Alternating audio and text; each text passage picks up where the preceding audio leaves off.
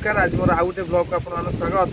आज आम गोटे गोटे बहुत 10वीं शताब्दी गोटे मंदिर को आसचु। यहाँ हूँ पुरी जिलार चौराशी ग्राम बराही मंदिर को आम आसचु।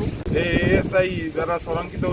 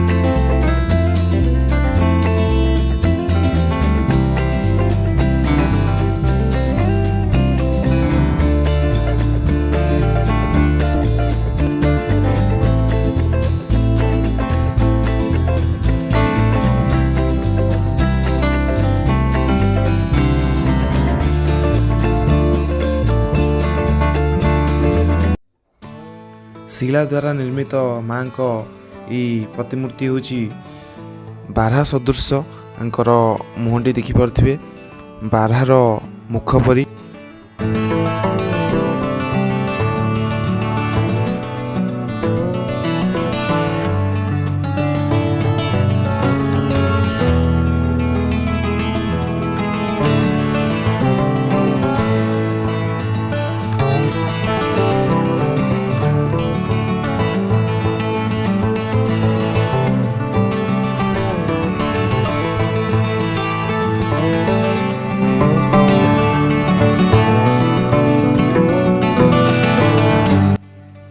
यही मंदिरटी होची 10वीं शताब्दी निर्मित।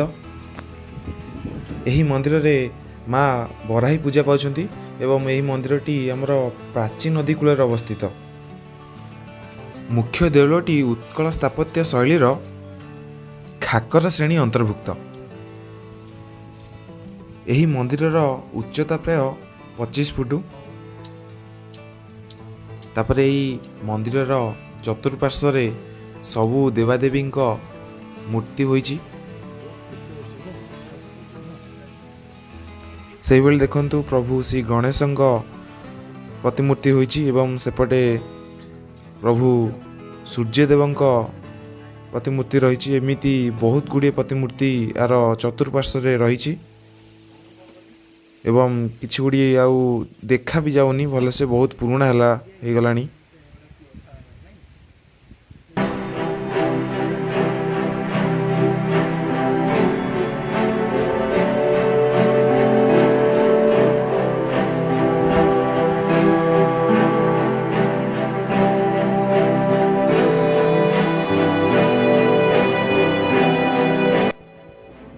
यही मंदिरटी एएसआई द्वारा संरक्षित होईची।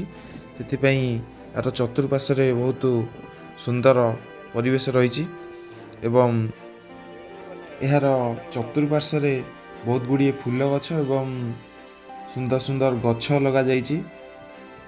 किंतु मुख्य कथा होची यही मंदिर को आसिया पई भल रास्ता गोटे नाही। सेतिपई भल रास्ता होइथिले बहुत लोक एठिकी बुलिया पई आस्तांते एवं माँ को दर्शन भी करि पारंते।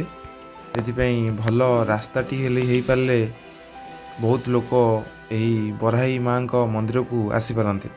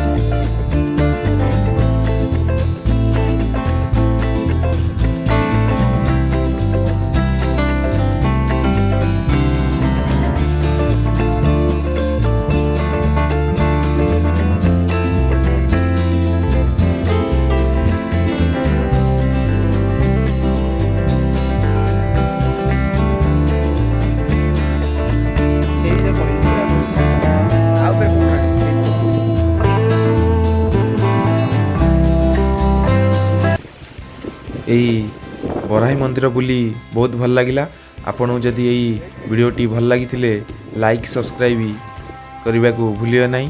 ରହୁଛି, ନମସ୍କାର।